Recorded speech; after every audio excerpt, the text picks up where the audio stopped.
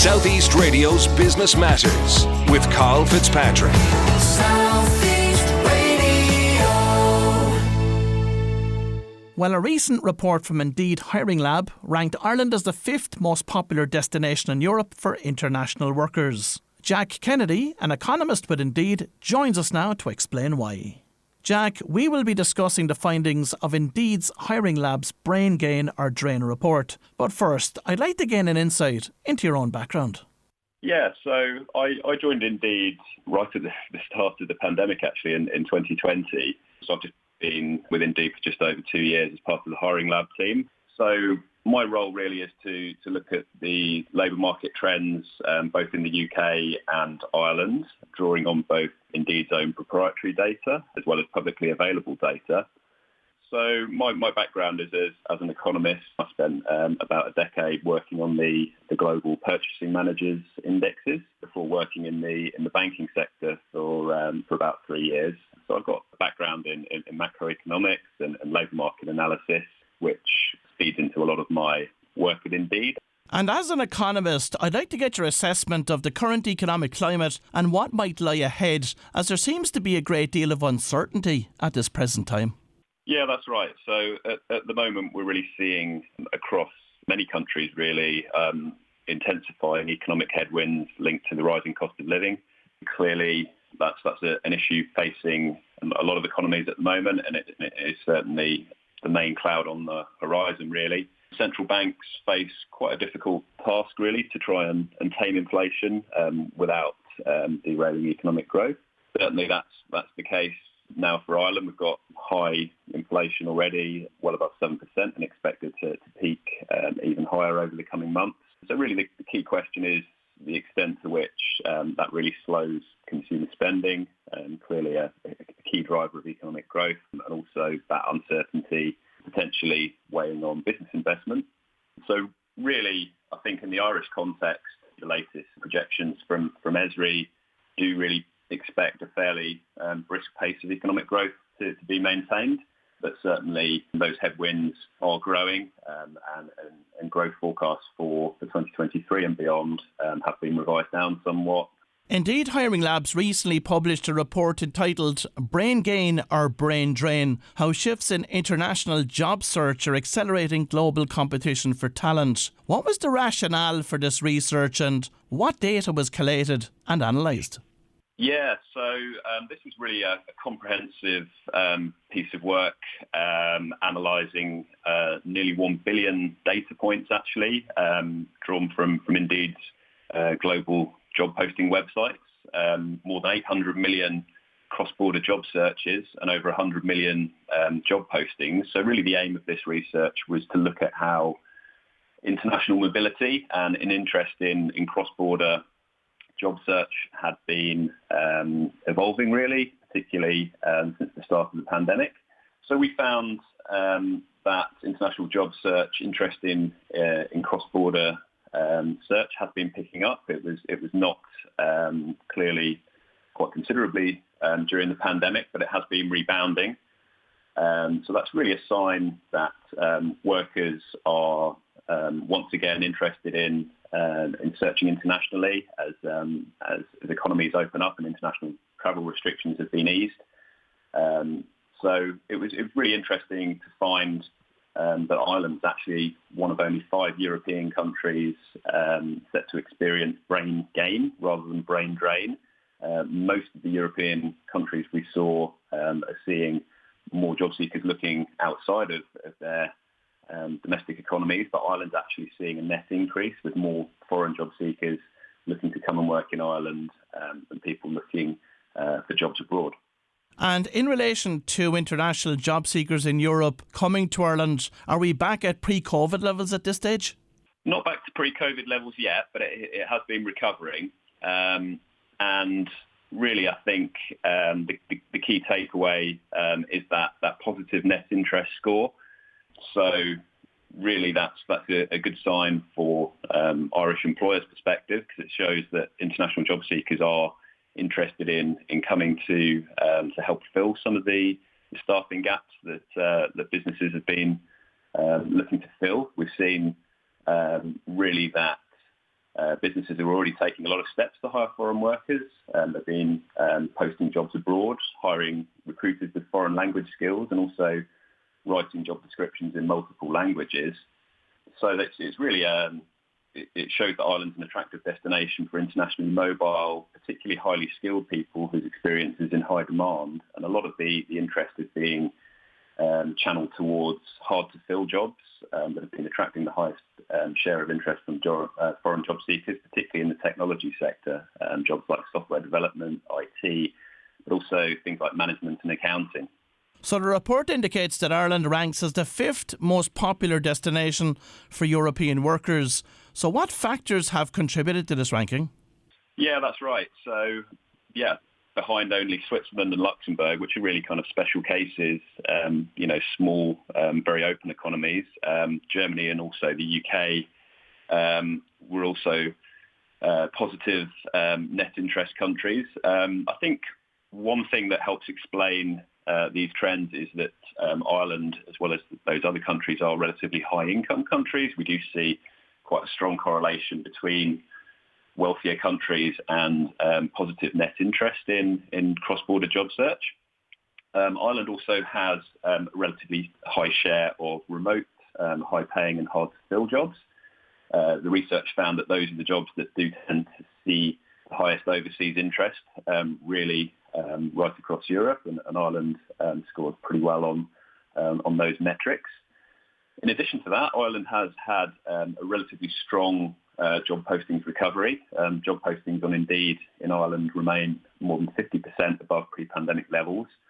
So more job opportunities within Ireland means that domestic candidates have more opportunities and are more likely to stay. They're less likely to feel kind of pressure to kind of seek job opportunities abroad when the domestic labour market is strong. And of course, it was recently reported that Ireland now tops the table, along with notoriously pricey Denmark, as the most expensive country in the EU for everyday expenses. This doesn't seem to be impacting those number of international workers coming into Ireland. Yeah, that's very true. I think it's clear that Ireland it's a relatively high-cost country, but really, I think that's partly a reflection of the success of the labour market.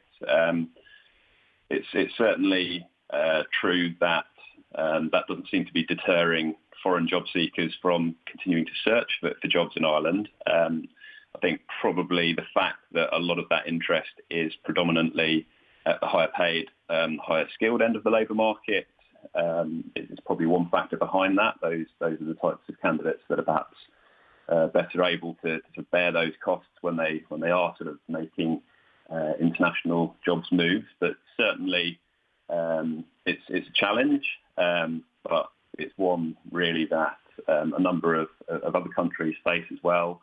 And Jack, from your insight into the market, what does Ireland need to do to become the most popular destination for European workers? I think really, I think Switzerland and Luxembourg were fairly far ahead of other countries, but that's, as I said, probably a reflection of the fact that they're almost special cases.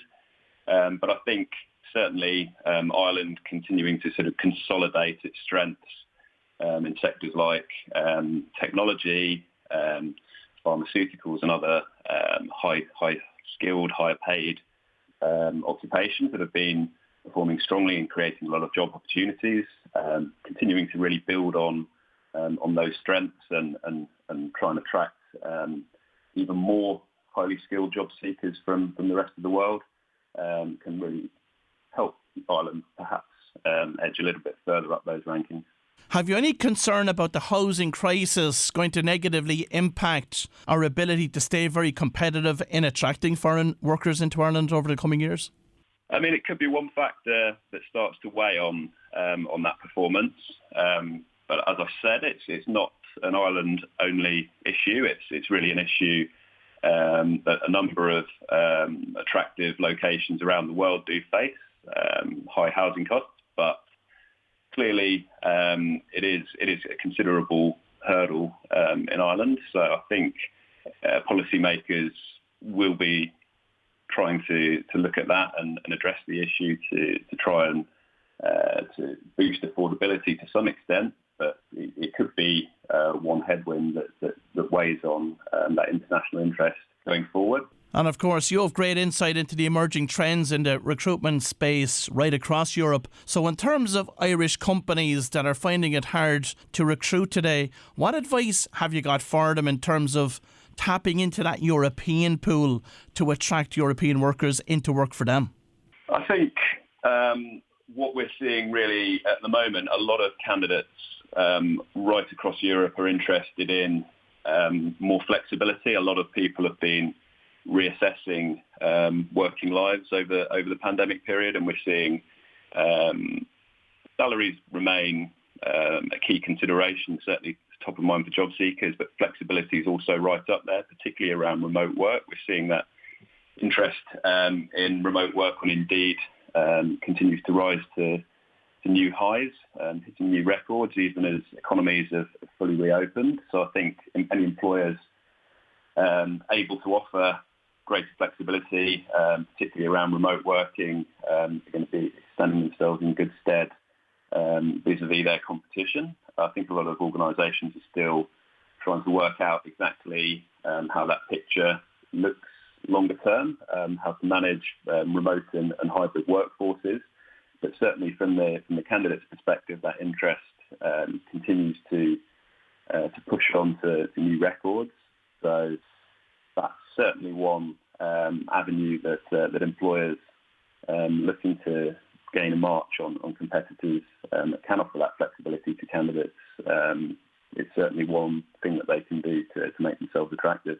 And of course, from a very practical perspective, they can market those roles on international job sites. They can write job specs in foreign languages. They can hire multilingual recruiters, and they can engage overseas recruitment agencies to hire for them. But apart from those four, what else can they do to market those roles? I think they can work with government agencies and look to best publicise opportunities within Ireland. I think trying to think very strategically about how to really raise awareness of the opportunities that are on offer in Ireland, and how to offer information and support for people looking to relocate. I think all of those things are things that Irish employers can look to tap into. And on the flip side, Jack, do we know how many Irish people are availing of employment opportunities in Europe? So we don't have exact stats on that from the research. We know that Irish job seekers are also interested in jobs elsewhere in Europe. We know the countries that job seekers are predominantly looking at. So we see that around 43% of Irish cross-border searches are towards the UK. The US is in second place with 23%. Most of the most popular countries where Irish job seekers are looking abroad are Anglophone countries in the Anglosphere. Canada, Australia, also popular, but also other European labour markets like France, Germany, Spain, Italy and Poland are also countries where Irish job seekers are looking to go based on their search activity on Indeed. So it's certainly not a one-way street. We are seeing net positive interest in the Irish labour market, with more foreign job seekers looking to come into Ireland. But at the same time, those searches from Ireland have been rebounding from pandemic lows. They're not back quite to where they were before the pandemic, but it's certainly a trend that's been picking up. And from your own research, Jack, did you identify any challenges associated with employing international workers here in Ireland? We didn't look into that question specifically within the research, but we know that there are certain challenges, particularly around things like speeding up the process of issuing visas or permits. We know about 35% of the businesses that we surveyed cited that as one factor. Another 34% said that the government should reduce the cost of securing visas or permits, and 33% of businesses that we surveyed said we need to reduce immigration requirements for workers. So there are some hurdles to be overcome. And of course, one of the benefits of EU membership is free movement of labour. So talk us through the process. If, for instance, there's an overseas worker coming in from another part of Europe and they want to work here in Ireland, what's involved?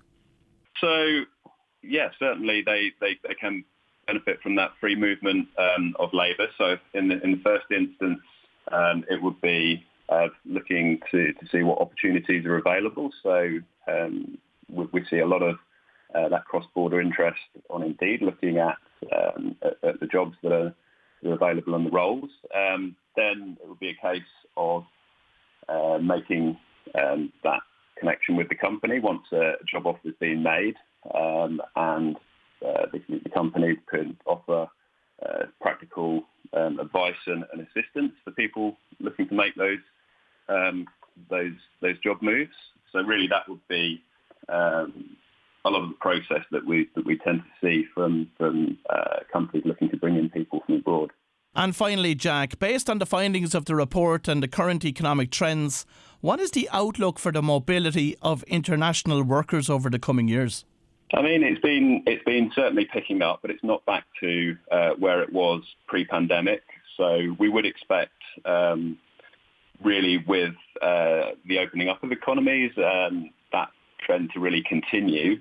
Clearly, one question mark is around how the economy performs over the coming quarters and years. But most forecasters do expect Irish growth to remain relatively solid.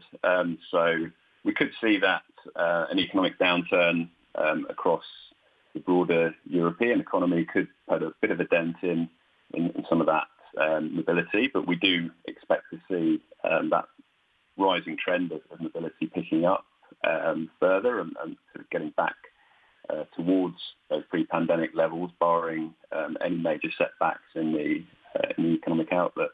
Well, if you've just tuned in, that was Jack Kennedy from Indeed Hiring Lab, and I'd like to thank Jack for sharing these interesting insights with us this morning. Southeast Radio's Business Matters with Carl Fitzpatrick.